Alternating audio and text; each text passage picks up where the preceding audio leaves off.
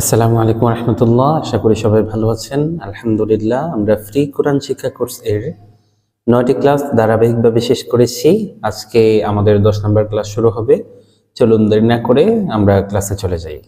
জি, আমরা গতকালকে আমাদের সবক ছিল এই হরফগুলো প্রতিটা 3টা সিস্টেমে করে লেখা আছে। এই হরফগুলো আমরা বলেছিলাম যে নিচে থেকে উপরের দিকে পড়ে যাব, আবার উপরের থেকে নিচের দিকে পড়ে যাব, উল্টাপাল্টা পড়বো। আমরা দেখব যে আমাদের হচ্ছে কিনা। যতক্ষণ পর্যন্ত আমরা শুধু এগুলো দেখে না চিনবো ততক্ষণ পর্যন্ত ভালো করে খেয়াল করে মনোযোগ দিয়ে আবার ক্লাসটা করব, আবার পড়বো, বারবার পড়বো ইনশাল্লাহ। চেষ্টা করব যাতে করে কোনোভাবেই ভুল না যায়।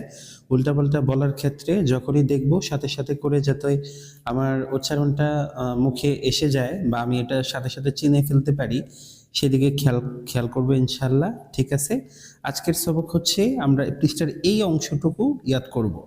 অর্থাৎ এই যে আমরা খেয়াল করব নিচে আছে হা, হা, এখানে 2টা হা আছে। এই হা গুলো, এখানে 2টা হা, এখানেও হা, এখানেও হা, এই সবগুলো এই 4 ভাবে হাগুলো লেখা যায়।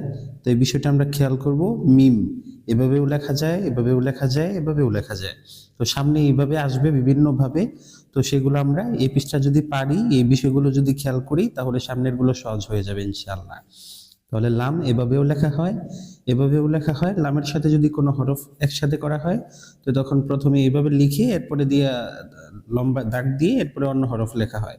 আর এই লামটা লেখা হয় সাধারণত আপনার 2 হরফের মাঝখানে।